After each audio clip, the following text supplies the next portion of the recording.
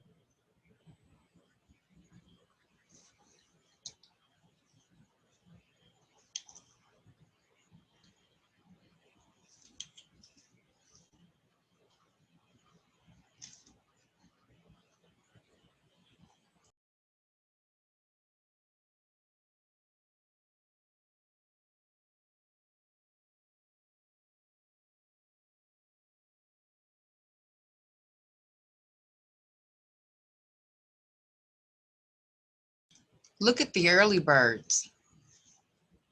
Thank you for joining us.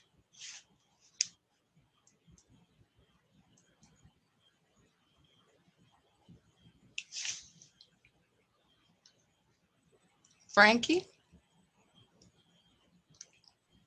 Hi, I was on mute. Hi, I was like, thank you to you, and I hope I'm saying your name right. Jerry? Is it Jerry or how do you say your name? It's Jer. The A is silent. Jer. Okay. Well, thank you for joining and being an early bird. And you can see as I walk through my technical difficulties to see if I can get this. You guys see my screen? Yes. Yes. Great. You got it. Okay.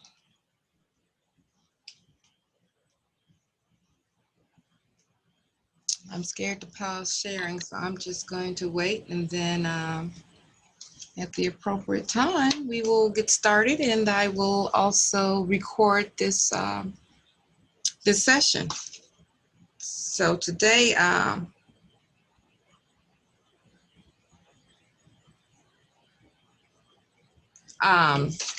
we have a number of presentations today, both corridor project manager update, Main Street's going to be at the end, and then we have someone from the OBM, the Office of Budget and Management, talking about Chicago Connect. So then we'll just move on from there. How's everyone doing today? How are you guys hanging in here with all of this going on? It's insane, but we're just doing the best we can. Yeah, I have 2 teenage girls that are about to lose their mind, so that's a day-to-day thing. I am not complaining. Yeah, my sister has 2 sons, so I've been doing e-learning and going to this center to help him. And so I really think there needs to be an Auntie's Day. Like there's a Mother's Day or Father's Day. I'm feeling real essential right now. Yeah, yeah. My sister is works for CPS, and she's been assisting as she can. You know, she's early childhood educator. Yeah. So she can't help too much with geometry and you know, AP Calc or anything like that. But you know, just helping around the house. You know, dinner's done. Come get lunch. You know, that's essential, right? Mm-hmm. So, but we're all you know, that ingenuity that's in our spirit. We, you know, we're doing it, right? We're doing it. We're doing it. Thank you for pulling this meeting together. I can only imagine. So we do roundtables. It is our desire to have a constant cadence, reaching out to the community. So we will be doing this as often. We missed a month. due to something personal that was going on. I had to leave town real quickly. So we missed August. So this is we're really kind of behind the 8 ball with some of the things that I would like to share, but I don't want to have a 3-hour meeting, but we'll get to them when we get to them, right? I'm going to make sure. What are you working on lately, Frankie? Oh my goodness, so many things. Well, we are doing a virtual pivot conversation with entrepreneurs. We're trying to be fancy with no real budget, and Mm, so and so we're shooting and recording these different entrepreneurs, and of course they have their video because we're still social distancing, and we have to push that together. But we're planning to have that content available on demand by October. mm-hmm. So that's one thing. Also wrapping up the beautification stuff on 79th Street. So many different things, Mm-hmm. but no complaints. None at all. Jerry, this is my first time Jer. Yes. I'm like, wait, this is my first time speaking with you. Can you give me a little bit about your background? I'd be happy to. Yeah. Actually, I've lived in South Shore for 47 years. Okay. I'm working with Tarver's office for our lakefront erosion task force. Of course, I'm a member of the South Shore 7th Ward Community Council. Okay. I am the organizer and chairperson of our subcommittee for our ward for the 75th Street Business Council. So I Okay. have my hands in all kinds of pies. And this Saturday, I'm going to be helping to register voters. I'm a deputy registrar Mm-hmm. to the League of Women Voters. So we'll Oh, be registering Saturday. So just try to keep busy at all things involving Chicago, and especially with the push on our 7th ward. yes, absolutely. I am typing my email address. And of course, I forgot the .org at the end, so that you will have my information. But it's lisa.washington@cityofchicago.org. Okay, thank you. Mm-hmm. Well, that's great. So we'll be working a lot together. Oh, I'm looking forward to it. Okay. It is. Okay, we'll give them a couple more minutes. Hey, Kim, thank you for joining. Hey, Lisa. Hello, everyone. Oh, I see Kim, you on the Kim, line. introduce yourself. Good afternoon, almost afternoon, everyone. I am Kimberly Morris, one of the regional planners for the Southeast region. Specifically, I project manage the community of Bronzeville.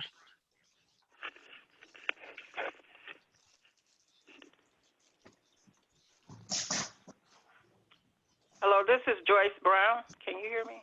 Hi, Joyce. How are you? Yes, we can. Okay, yes. And We haven't gotten started yet. We were just, chit-chatting. okay. This is LaVara Hayes from 7800 block of Marquette. Good afternoon, Ms. Hayes.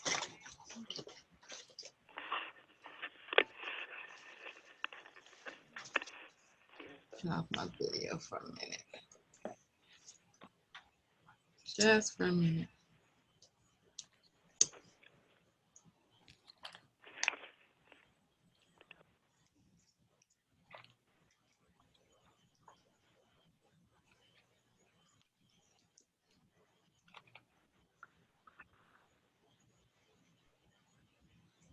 Hello, Hi. this is Cliff with CBA. With CBA, Yep, how are you? I'm okay. Yourself? I'm good. Lisa Washington, Department of Planning and Development. Hi, Lisa. How you doing? I'm well, thank you. So we're just waiting for people to join us. We'll probably get started in the next 4 to 5 minutes. Caroline, are you on the line?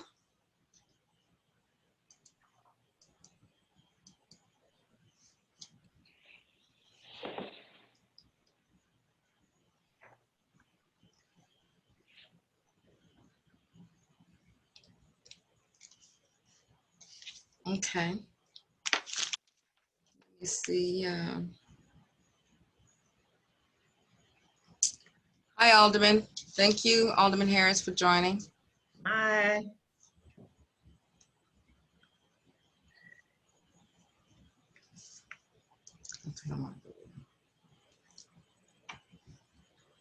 Good afternoon. This is Vincent Hale from McDonald's. Hi, Mr. Hill. Thank you for joining us. We're Greetings. giving people a little bit more time, waiting on some of the presenters to join us. Okay, hi, Caroline. FYI, Caroline, you first to present after I do the introduction. Hi, Lisa. That sounds great. Thank You you. know what? It's actually, no, I fibbed. It is actually Chicago Connect. Let me just double check. That's okay. I plan to be on for the full meeting, so Okay. I'll be here. Yeah, Chicago Connect is the first. There we go.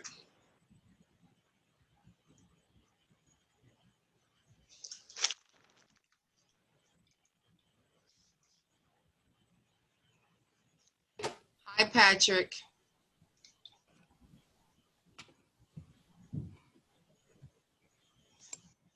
Patrick.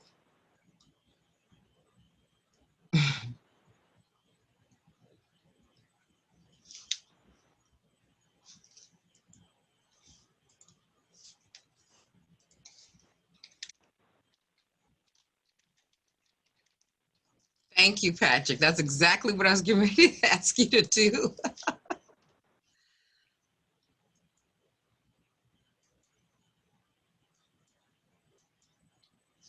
Is someone on the line from Chicago Connect?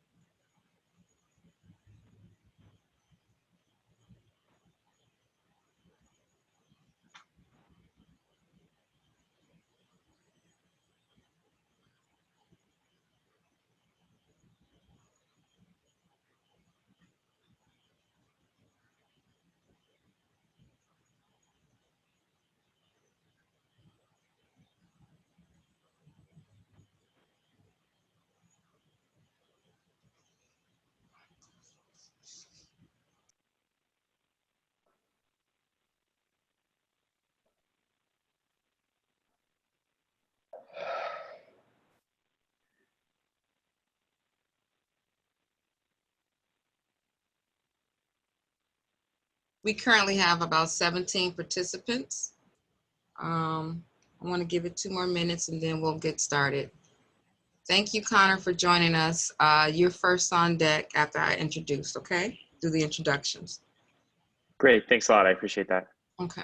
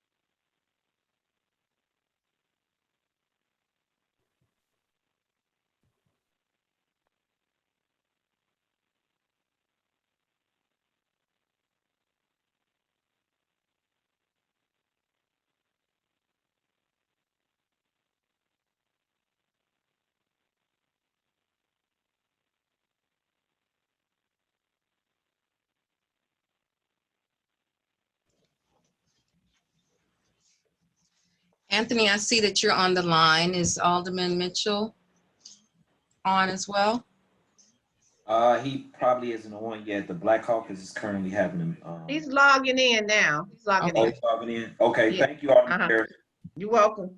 We both stated we had to leave.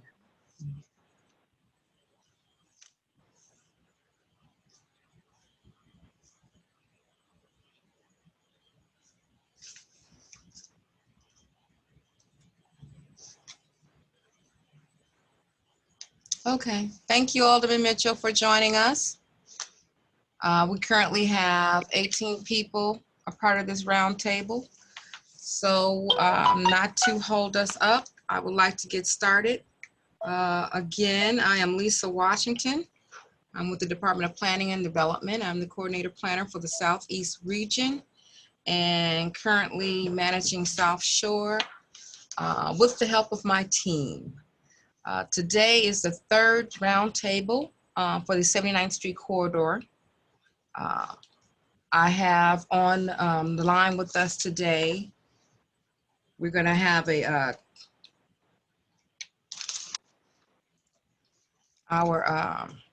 it won't let me advance after all of that.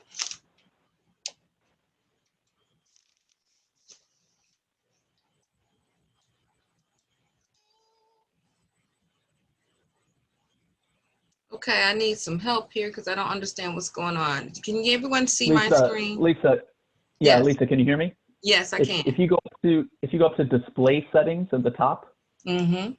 the middle one, yeah, and say I think it's like swap. I don't know what's going on. Someone took over. It's not allowing me to do it. How did that happen? That's strange. I don't know. Maybe duplicate slideshow. Can you do the other one? None of them are highlighted. Okay.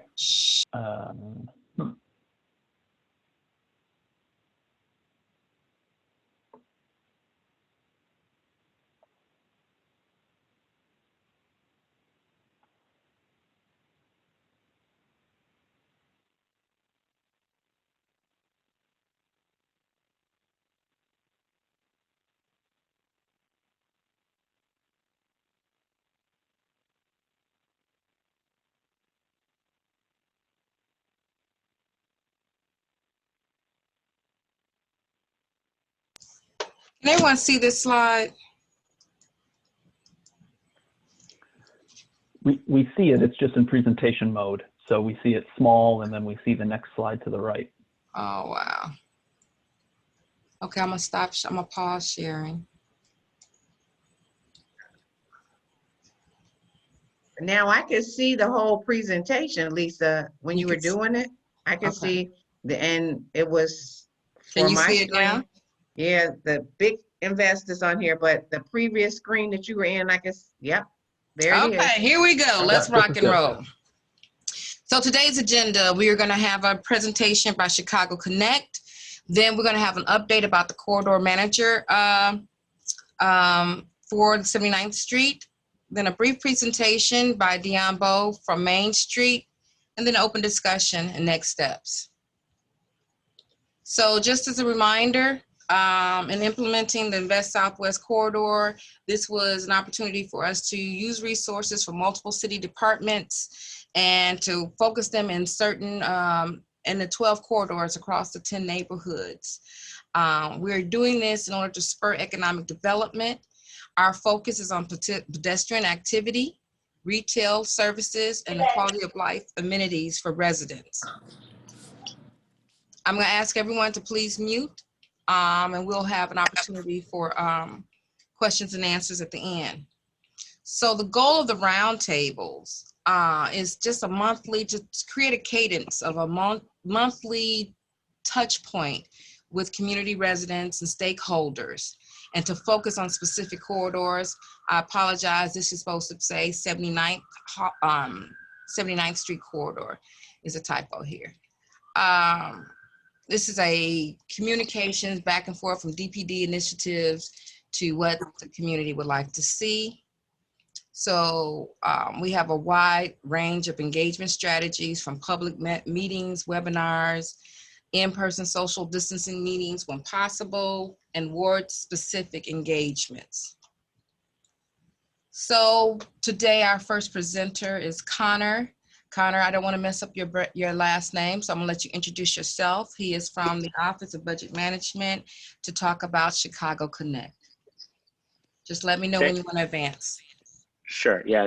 Thanks, Lisa. I appreciate that. Hey, everybody. I'm Connor Brashear. I work on the CFO's team in the mayor's office and have been a part of standing up this program called Chicago Connected that we just wanted the chance to kind of go through kind of the need of the program and then how it's structured and importantly, how everybody on this call can help progress it forward.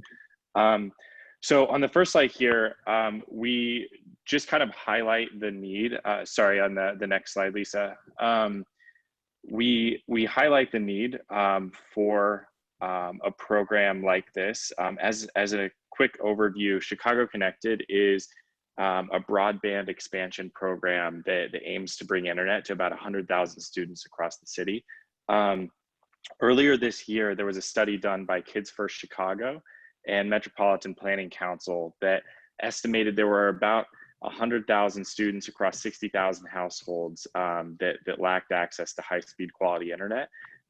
This is not a statistic that is equally distributed across the city. It highly affects some neighborhoods in parts of the city much more than others. In many areas, there are as many as 1 in 3, and in some areas as many as 1 in 2 students that lack access to internet. This lack of access has been correlated with a number of different inequities that kind of span the gamut of,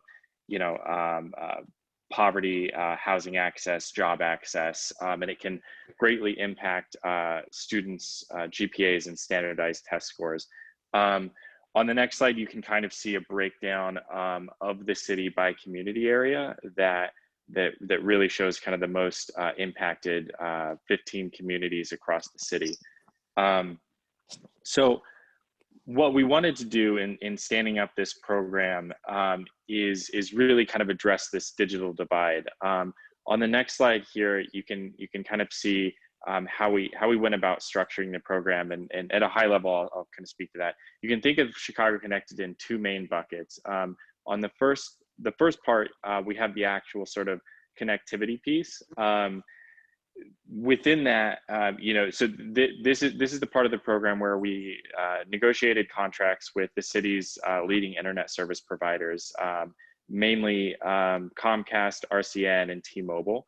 Comcast and RCN are responsible for providing in-home fixed line broadband to about 2/3 of the program's participants. T-Mobile, meanwhile, will be providing about 1/3 of wireless internet via hotspots to students in the program. The students that have access to the wireless part of the program will be predominantly housing insecure and homeless students, as well as students that fall into a bucket known as last mile issues, where the in-home broadband we don't actually have the physical infrastructure to place internet in their households. The second part of the program is more of a facilitation piece. We recognize that by virtue of the fact that many of these families don't have internet currently, they are by definition some of the hardest to reach families in the city. So we realized from the start that that we would need a very robust sort of community outreach structure to reach these families. So we've partnered with 35 different community-based organizations across the city who are kind of our foot soldiers across the city to kind of facilitate that outreach and contact families, let us know where we have information gaps in our data, and get folks signed up. The community-based organizations will also be responsible for some ancillary pieces of the program as well, which include digital literacy training, teaching folks how to actually use the internet, how to sign up for different programs that the city offers, as well as some workforce development components. On the next slide, you can kind of see the major players that were involved in standing up this program. It's a multi-party collaborative effort between the city, CPS, Kids First Chicago, which for those of you who aren't familiar, it's a parental advocacy organization. And then we also had 2 fiscal agents, United Way, Children's First Fund, who kind of manage the day-to-day operations on the financing side of this, as well as the internet service providers, the community-based organizations, and then importantly, the philanthropic organizations. The program is entirely, or sorry, excuse me, not entirely, but the program is largely funded through philanthropic dollars as well as CARES Act dollars through the city.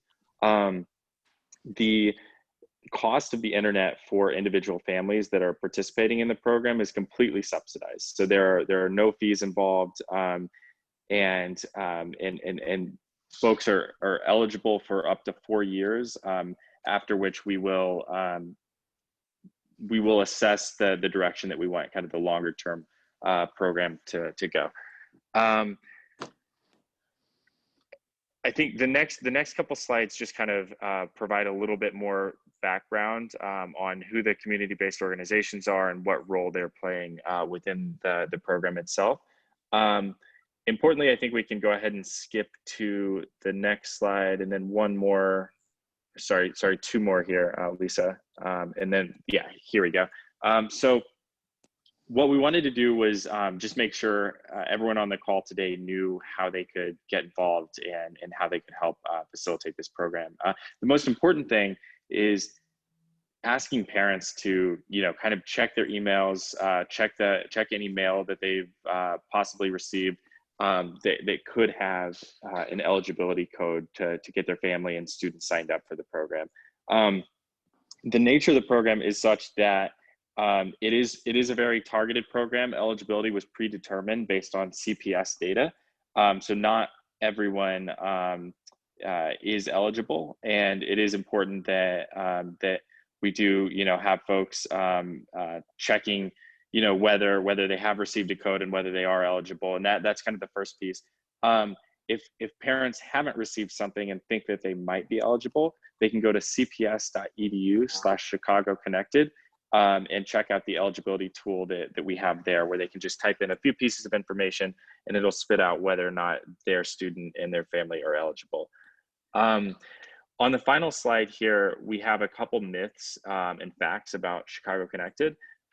Just some things we wanted to address given some of the headlines and different news articles that have been circulating in recent weeks. The first piece is that there's a myth going around that it could take up to 4 years to become eligible or receive access to Chicago Connected. That's entirely false. It is accessible immediately for eligible families, and the program itself is 4 years long. The second 2 myths relate to families needing to provide a social security number or pass a background check. Both also incorrect. Families do not need that. They do need some sort of identification, but there are, I think, like 26 or so different eligible forms of identification that families can use that really kind of span the full spectrum there. And families also do not need to undergo a background check. And finally, the program is absolutely free of charge. There are no additional data usages, charges, or service charges, or any kind of hidden fees there that some press around this has tended to suggest. So with that, I will conclude this presentation, and if anyone has any questions, please feel free.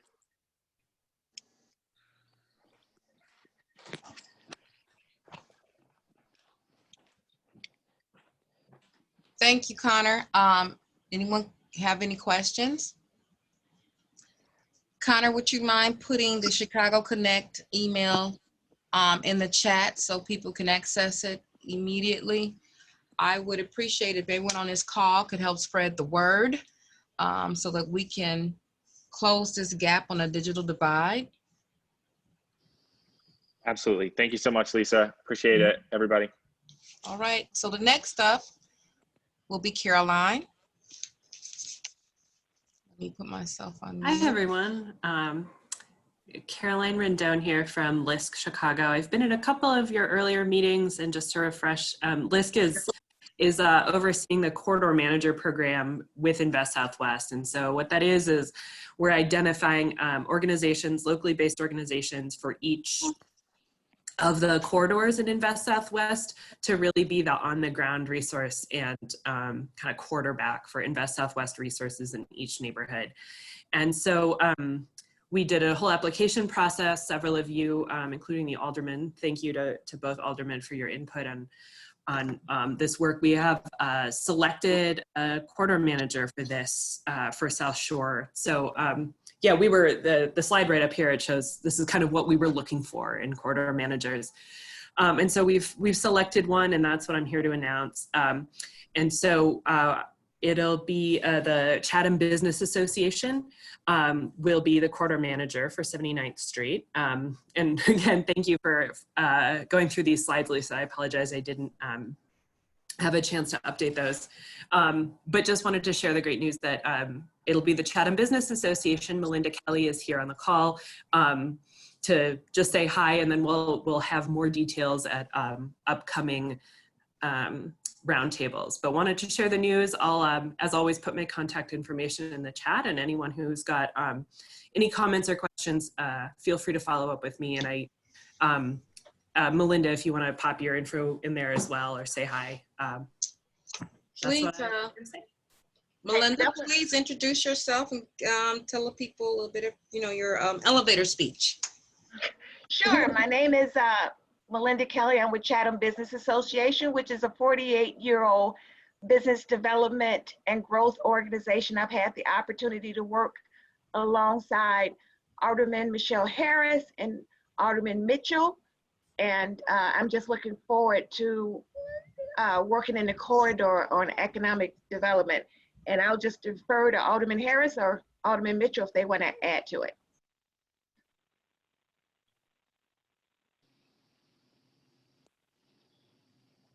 Alderman Mitchell, Alderman Harris, do you have anything you would like to add? Alderman Mitchell, looking forward to working with Melinda. We supported her for this position for a reason, and then, like I said, we look forward to work with her and making some progress on the corridor. So that's all I have. Okay. Well, the next thing that we have, I'm going to skip over Main Street for a moment. She's trying to connect on. So I'm going to skip over this and talk a little bit about some of the newer things that are coming up. So the Neighborhood Opportunity Fund has recently opened up. The applications opened up on September the 14th, which was 2 days ago. The applications for the NOF grant is due Friday, November the 6th. Jim, are you on the line to talk more about the NOF? Yeah, I'm sorry, I want to make sure I turn on my camera. Absolutely, thank you, Lisa. Yeah, we're very excited about opening up this second round of NOF applications.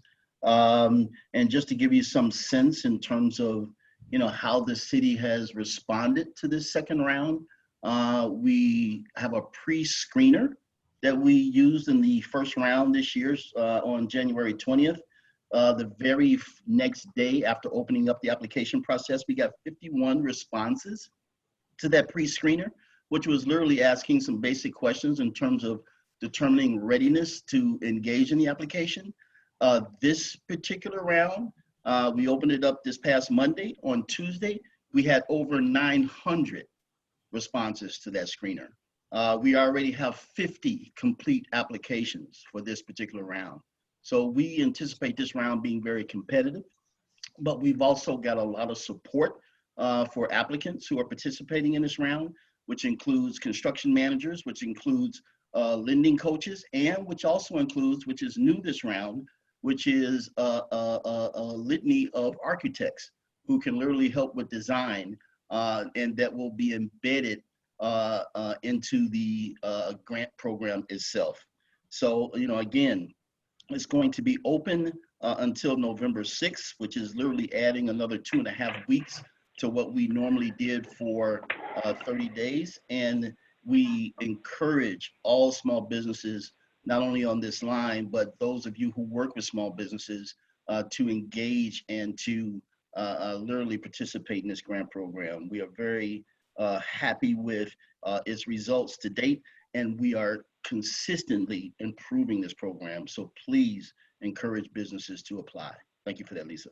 So Jim, can you just give the, in case there's new people online, what does the NOF fund pay for and how does it work? What is the criteria? Can you give that briefly too? Sure, and it's pretty simple. Now we have a laundry list in terms of, eligible costs, but there's a couple of ways to think about it. So in terms of renovation, if you can pick up anything as a part of your renovation and walk out the door once you sell or leave the location, it's not eligible.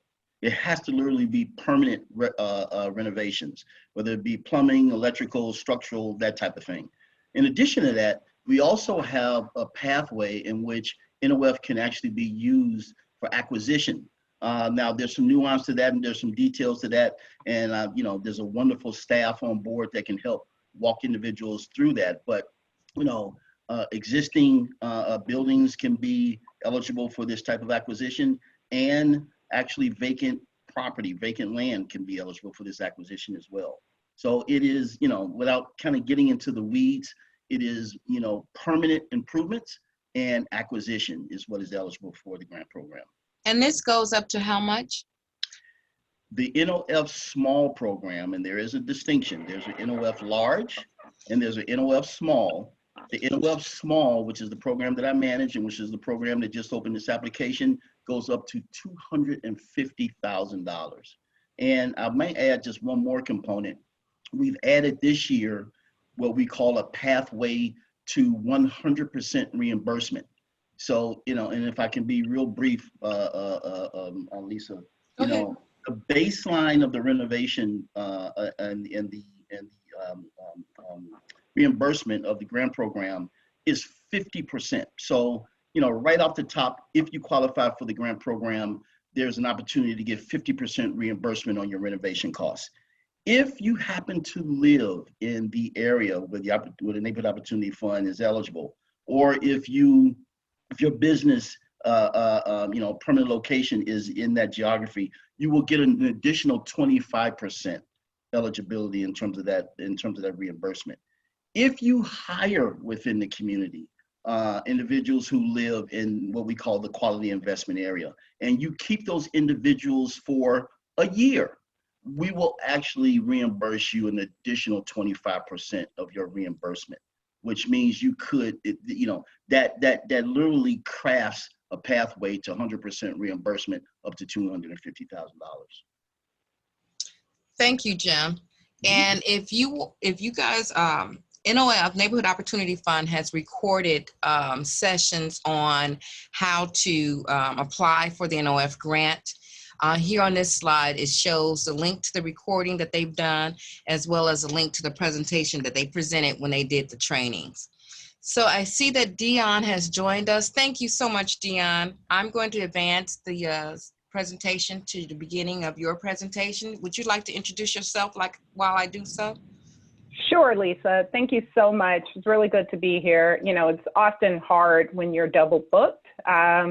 And today I am double booked with ULI, Urban Land Institute National, as we are participating on an advisory service panel on equitable access to parks. So I will be here briefly, guys. If you all have additional questions for me and you'd like to reach out, my contact information is also listed. I'll throw my contact information in the chat. I'm Dion Bowe, the director of the Urban Main program, but not new to Chicago. National Main Street Center has been contracted to work with, the Department of Planning on Invest Southwest. Next slide.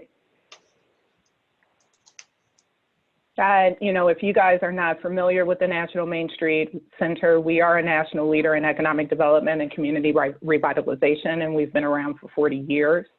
We were established originally, you can go to the next slide, Lisa. We were originally a program of the National Trust for Historic Preservation when we were established back in 1980, really to combat the harmful impacts of sprawl and the changing nature of retail. 6 years ago, we spun off as our own 501c3. We're based here in Chicago, and we have two signature programs that we're well known for now. The first is our Main Street America network. Many of you may be familiar with that. And Urban Maine, that is the program that I was hired to lead for the center. Essentially, the Urban Maine program is to implement the Main Street approach in urban neighborhood commercial corridors. We're working in 1,200 communities in 45 states, and the program has served more than 2,000 communities since inception. Next slide. I just talked about our two signature programs. Next slide. I can talk about these great programs that we've implemented, but really at the end of the day, it all boils down to the impact. How well has this collective impact approach actually, did in these communities that we've been working in? So since 1980, 2,000 programs have used the approach, and this is data that we capture. The data that we capture is private investment that has followed Main Street communities. And so since 1980, $79.2 billion of private investment has been invested in our Main Street communities. 640,000 new jobs have been created. 143,000 new businesses, small new businesses have been created, and 284,000 buildings have been rehabbed. If you are at all familiar with the National Trust and the National Main Street Center, as I indicated, we are a preservation-based revitalization program, recognizing that our buildings can be reused and readapted. But in instances of our neighborhood commercial corridors, we understand that cultural preservation is something that is very necessary when we don't have buildings to rehab. Next slide, please. Other way. And when we talk about the Main Street approach, we're known for these 4 points: economic vitality, design, organization, and promotion. Again, it's a collective impact, right, approach. And we use these 4 points to really understand how we can bring in the right partners that will work with us on this work. All Main Street programs, I'm just gonna say this, all Main Street programs are as successful as the organization that's leading the Main Street. That organization has to have the ability to be able to reach out and connect to residents, business owners with trust. If there is not that trust that is already established on the ground, we see that these Main Street programs generally are not as successful. If the organization that's leading this cannot reach out to other partner organizations in multiple disciplines, this is generally not as successful as we've seen organizations that have the ability to connect. We see community transformation in the middle. And that community transformation is really transferring these neighborhood commercial districts by not only using market data and using big development, but also including the residents as a part of these conversations. So they are now, they have the destiny and self-determination to develop their commercial corridors, with having the knowledge that all of us have as practitioners. Next slide. Next slide. So we talk about case studies, and again, like I could talk about these successful programs, but you really want to know how well have these programs actually succeeded. So Boston Main Street is one of our longest running urban Main Street programs. They have 20 Main Street organizations that have used this approach to create, build, and sustain healthy commercial districts. Next slide. This is their impact. Since the 20 communities have been working together, they've been able to create 1,400 new businesses with over 8,000 jobs. 373 hours of volunteer time has been invested with a value of $6.3 million. We capture this because we know how very important it is to capture your volunteer time. That's real time and effort that is being invested into your communities. Pre-COVID, their storefront occupancy rate was 95%. Again, these were groups that were working hand in hand together, working directly with their businesses and their residents. And in 2018, I apologize, nearly 500 Main Streets, events were created to stimulate local businesses and community pride. And direct assistance to over 2,000 businesses happened in just 2018 alone. Next slide. Next slide. We're doing this work in Chicago. So some of our partners are on the phone with us today. We're working with the 51st Street Business Association. We're working with South Shore Chamber of Commerce on 71st Street, Beverly Hills Morgan Park Business Association along Western Avenue, and most recently the Andaleo Institute has been brought in. We were able to receive funding through the Driehaus Foundation to actually start providing these services directly to these corridors and really start building local Main Street programs on the ground. From that, this work, we were able to, pull data, business mix, trade area analysis, conduct neighborhood attitude surveys to just really get a clear sense of what would the community like to see in the districts that they live in. Also to conduct a staff capacity analysis to understand what is the capacity that each one of these organizations would need to be more successful with recruiting volunteers, with working with businesses. I will say that, we've seen more success when there's actually a staff person that is embedded within an organization, that is within the community, that can spend their time really working with the businesses, working with the residents, working with partner entities to really move this forward. I've seen more success when they have a person that's been funded to be able to do that. Next slide. We're also doing this work in Charlotte. I would say the city of Charlotte was very thoughtful before they selected an entity to work in the Beatties-Fort LaSalle corridor. They really did an intensive community engagement. And this is not normally a city's role to do engagement, right? They, usually develop policy, they know the developments that they would like to do. But for this particular community, this community was being, is bordered by a historical Black college, Johnson C. Smith University. They have a number of African-American historical assets. And it's being, their gentrification is coming from various different areas that is now converging on this particular community. And they really wanted to ensure that this community would be led and developed by people that were of and from the community. So we worked very closely to create an advisory committee to develop who would be the lead organization and create an RFP. We've been building the capacity of the local commercial corridor managers to understand what does development look like, how you can recruit development, and they were very keen on equitable development. So that's what we've been working on with the city of Charlotte, and we're starting our next phase of our work with them on incremental development. Next slide. This is work that we've conducted in Birmingham, Alabama. I've worked in the Woodlawn District in Birmingham, as well as the Historic Civil Rights Districts in Birmingham. Again, a lot of this was about equitable entrepreneurship and ensuring that we are connecting our cottage industry businesses to opportunities to open and locate on our neighborhood commercial corridors. A lot of this work has to be, we have to think about connecting to our existing businesses that have weathered the storm. A lot of our cottage industry businesses that are here, and working, but they need an opportunity to open their business and space. So the local group, Rev Birmingham, they have site control and they own buildings, and they've been providing pop-ups to support a lot of the cottage businesses to actually locate on the space, and to ensure that residents from the Woodlawn community and residents from the Historic Civil Rights District has the first right to open their business. Before reaching out to target large, big retailers, they want to ensure that they're developing and creating community wealth within their communities. Next slide. And for Chicago Invest Southwest, just some of our services that, for the first year, one, I can tell you all about this Main Street approach, but, if you really don't understand the fundamentals of Main Street, that's where we want to begin.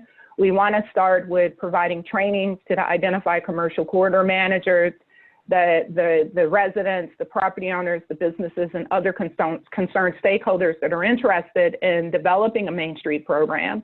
So we start first with the fundamentals of Main Street. Then from there, These are some of the other trainings that we would like to offer. Community asset mapping. Who's missing from the conversation? Who do we need to invite to the conversation? Organizational. If you are going to lead a Main Street program, you need to understand the organizational roles. What are the roles and responsibilities of you as a lead organization to lead this type of work for Main Street? Volunteer recruitment, retention, resource development, et cetera. Those are just some of the trainings that we've developed for the first year of Main Street Services. And as you note, I start listing potential partners from Chicago Cares, who can really help us with volunteer recruitment and retention, to the Metropolitan Planning Council, CMAP, CDOT. In fact, I just had a very long call with ULI Chicago on some of their work that they're working on for resilience in Chicago, not ULI National, but ULI Chicago. The Lawyers Committee for Civil Rights. So, you know, we have a lot of great partners at the table with us today, but who's missing from this conversation that can really help create a robust, place-based entrepreneurship ecosystem for our existing businesses that are on our corridors? Next slide. And so as I, suggest, as we think about this and we think about our work together, the next steps, of course, are to begin, identifying the trainings to further explain the approach, work with the City of Chicago and LISC and local partners to begin developing what are the objectives and the impacts to track our success. If we're still having this conversation next year and we don't have tangible things that we've been tracking, things that can hold us accountable for this work, I would say that we haven't been as successful. So we really need to develop what the metrics will be toward this program. What I've heard from the conversations is this economic diversification from the roundtables that I've participated on, job creation, capital investment, and workforce development. Those are the objectives of this program. And then some of the impacts that I have listed here. So these are just things that I've developed and that I capture as a part of this work that I lead across the nation. I would definitely like to hone in on what we should be capturing here for Invest Southwest and get the partners at the table to develop the metrics. I think that's my final slide, Lisa. Yep. And I'm just going to drop my contact information in the chat if folks want to reach out to me later to discuss. Okay, thank you, Dion, so much. Thank you. Do you have like 2 minutes or you got to go back? I do have to go back, but okay. I'll take a minute. Okay. Any pressure, any questions that Dion can quickly answer right now?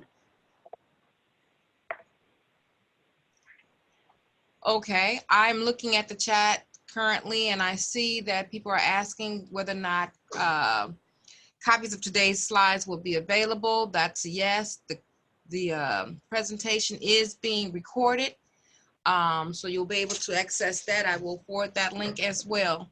So today, that's the end of our presentations for today. Wanted to just continue to hear feedback from the community about their concerns regarding the 79th Street corridor.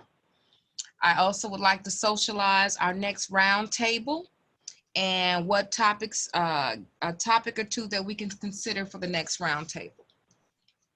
So I'm opening it up for discussions. If we could, are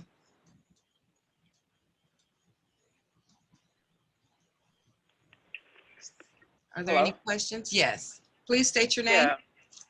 This is Joyce Brown. And I have a question about, this is kind of off subject from all the things we just discussed, but these have been on my mind. The $750 million, how much of that money, it's actually, I'm going to give you 3 questions. Okay. One is how much of the $7 million is going to go to South Shore? And there's been a media report that a portion of the Southwest money is going to be used for low-income housing.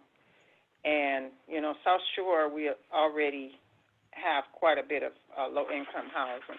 And my third question is,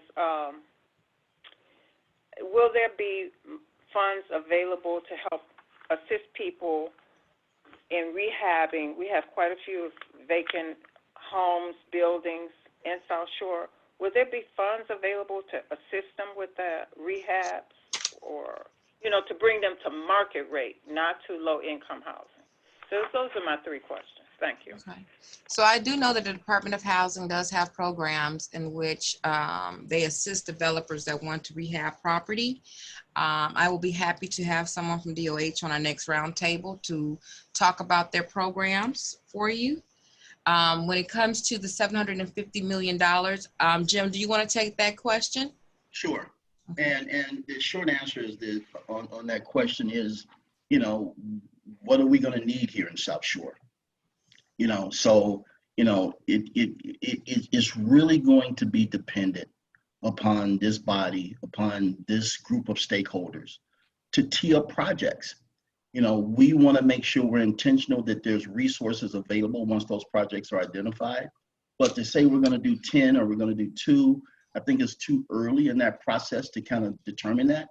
But what we want to make sure of is that when those projects get teed up, that we do have the resources to go ahead and help execute those projects. So I don't think, and I think your question is, you know, is it going to be an even division? You know, is we going to, you know, divide it by 12? I don't think that's the spirit in terms of what we're trying to accomplish. What we're trying to accomplish is to make sure that there's been resources set aside to take care of development that emerges out of each one of the corridors.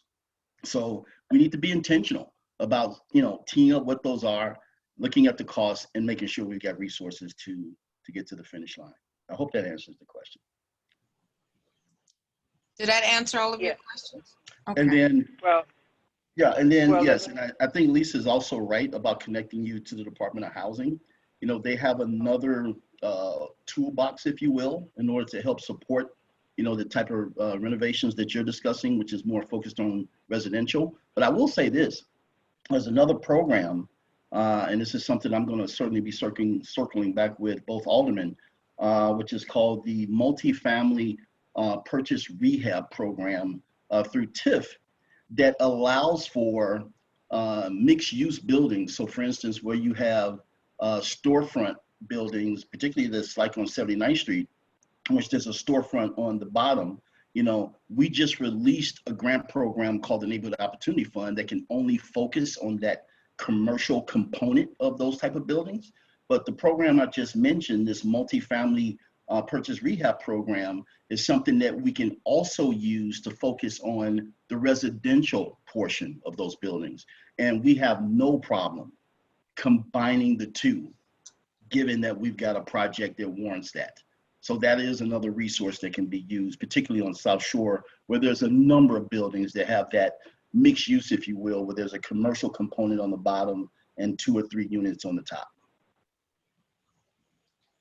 Okay. And that would be market rate housing, not low income, right?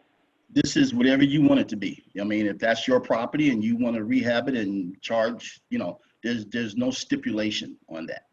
What usually triggers affordable housing is when you go over 10 units. When you go over 10 units, that's a discussion that the Department of Housing certainly wants to have with you, because they want to make sure that as you get to those type of numbers, that there is some percentage that is set aside for affordable housing. But, you know, anything below that, you know, it's that stipulation does not exist. Okay. Okay. Thank you. Thank you, Jim. Thank you. Anyone else? Yes, this is Carol Adams. I have a couple questions in the chat. One has to do with whether or not it's possible that through some kind of community development group, we can purchase some of these properties so that we're not just setting up the vulture capitalists who have been buying everything in the community. And the other is the Regal Theater on 79th and how we plan to integrate that into this project, since it's sort of a pivotal project on 79th. I will say that the Regal is a very important icon in the community, and we're currently looking at that. We're doing an ownership search on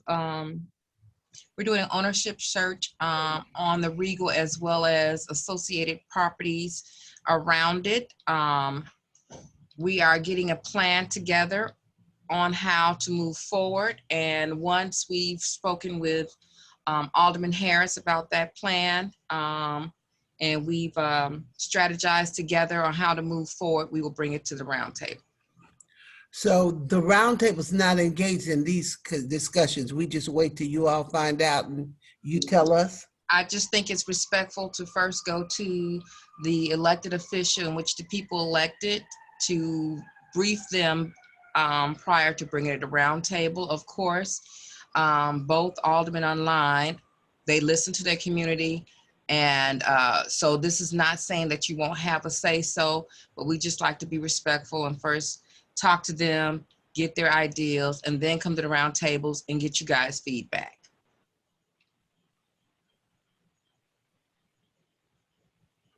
Second question.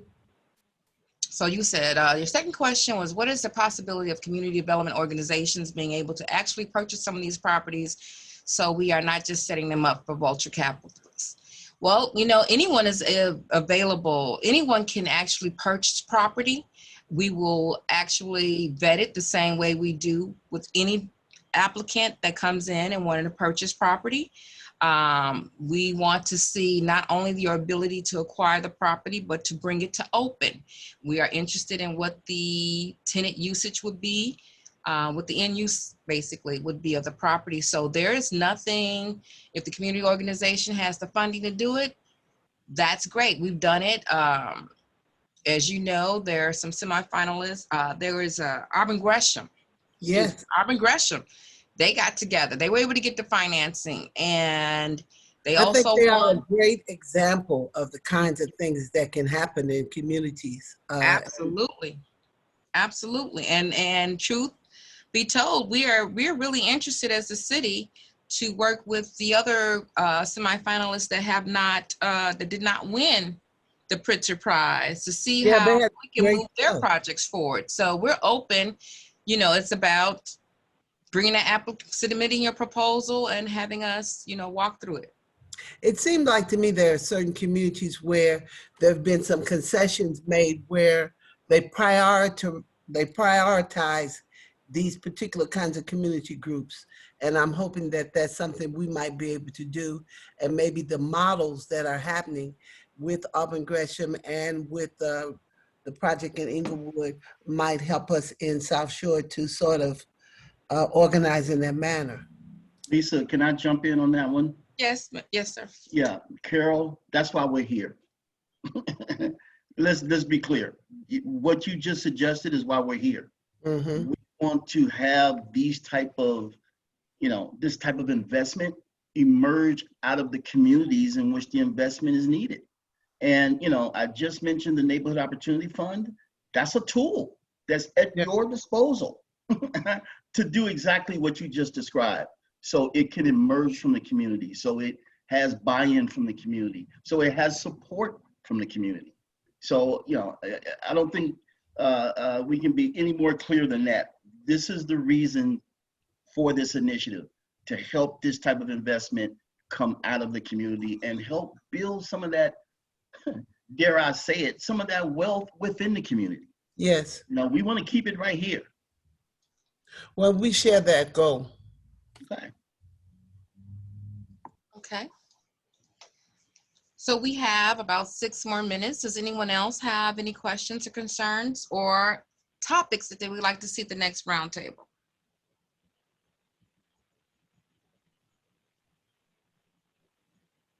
If not, I'll open it up for the Alderman Harris and Alderman Mitchell to have final words.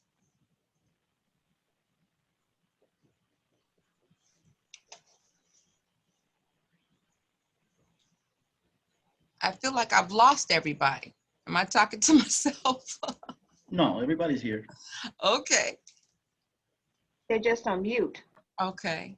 At least I'm between two meetings, so. Okay. Sorry, I apologize. I'm sorry. No, the residents around 79th Street, as you heard from one Ms. Brown, are eager to see changes along this corridor. We're very optimistic, but there's some skepticism also about the resources, the efforts, and the progress that the city is going to put forth, even though this is a formal project. This has been formalized into this Invest Southwest. So as we progress, I want you guys to keep in mind that of that skepticism and that the efforts that we see already, they don't necessarily point to, in their minds, to success over here. They asked the question about the 750 million, then we talk about we don't really know where that money is. We don't know where it's going. We talk about the constituents and aldermen are responsible solely for projects and things like that. And I'll have more conversation with you guys offline about that. But if this is a collective effort, then why is it solely on the constituents and the aldermen to come up with the projects? We're going to do what we have to do, but we need the strength of the city. Lisa, you just mentioned that around the Regal Theater, in answering Dr. Adams' question, that you guys are performing an ownership search of properties around the Regal. Well, we need that same thing on 75th, 79th Street corridors. So if it's going to be done in one area for one project, it needs to be done in the other. And we heard throughout this whole process about shovel-ready projects. Well, I thought the whole reason for having this very specific effort was because we don't have shovel-ready projects. There needs to be the 79th Street and 75th Street corridors if you look at them on the number line, we're -2. So we got to get the 0 in order to start building the equality between those corridors and other corridors throughout the city. That's going to take a deliberate effort to get to shovel ready. But if the commitment is not there to get it to that point, we're going to fail out the gate. Now we're going to ensure that does not happen, but the commitment needs to be a lot stronger from the city. And right now, from where I stand and from where the constituents, a lot of things they're hearing, there's a lot of inconsistencies with making that happen. So I want to work with you guys to make sure we tighten that up, because we do need some successes. We don't have a lot of shovel ready. We don't have shovel ready projects. We need a deliberate effort to get us to that point. And if the city is not prepared to do that, we're wasting our time. Alderman Harris and I, we approved a lot of things to get to this point, and we don't want to see that go in vain. So shovel-ready projects, projects that's in other areas that are not included in the Invest Southwest corridors that Commissioner keeps talking about, that's not painting a good picture for us to be optimistic about the success on this corridor. So I want you guys to take that back, think about that, and figure out how we can really be deliberate and be focused about making some things happen over in South Shore. So Alderman, I do hear what you're saying. And one of the items that I would like to talk to you about is us looking at what will be a viable opportunity site to RFP, because we are doing a number of RFPs to gain synergy and to get applicants who want to do some development within a community area. We have just released, as you're probably aware, 3 RFPs where we got a tremendous amount of response from in Auburn Gresham, Inglewood, and then one on the west side in Austin. So I would like to bring that back to the round table and start, getting that geared up so that we can probably release an RFP sometime in 2021 once we've, vetted it with the community and decide, what are some good uses or not.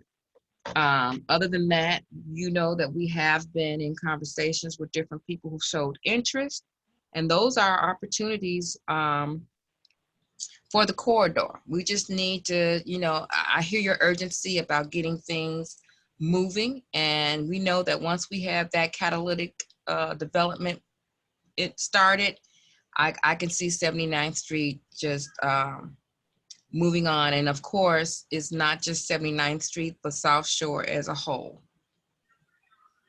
Okay, well, the constituents are eager and ready. So we're eager and ready. And so look forward to continue working together. But I definitely want to ensure that just because we don't have quote unquote shovel ready projects, that resources are not spent getting us to get to that point, which I am under the understanding that is the whole point of the Invest Southwest program. Got it. Bridge that gap, to bridge that gap. Okay. Okay. Understood, sir. Alderman Harris, do you have any final remarks? I just want to say thank you to everybody who's been part of this process. I'm excited and thrilled about the opportunity to see us transform the 79th Street corridor. And so I look forward to everybody, including the community, to help me and Alderman Mitchell to change our universe. We want more than that. If I had a magic paintbrush, I would just paint it and make it so. But I think I want to caution people to say we have to be patient, that Rome wasn't built in a day and we are rebuilding more than Rome. So to not expect magical expectations, but I think with a little work and some real concentration, this corridor can change and really be something that we all can be proud of. Okay, well, I thank everyone for joining us. Jim, do you want to say any other closing remarks? Not sure if I'm on. Yeah, I can be heard. No, I think you covered it all, Lisa. Certainly heard you loud and clear, Alderman, and looking forward to circle back with you on, discussing more details about that conversation. But, as you also heard me say, I am very excited about this corridor and just ready to start, making some of the early action items that we've kind of identified happen. So I'm really excited about what the possibilities are for this corridor. So with that, I wish everybody a great day and to continue to be safe. Thank you, everyone. I will circle back around dates for early October. I understand, Alderman, that you guys have some commitments starting mid-October, so I would like to have another roundtable before your calendar gets too booked up. So I'll circle back about that shortly. So everyone have a great day and thank you all. See you next time.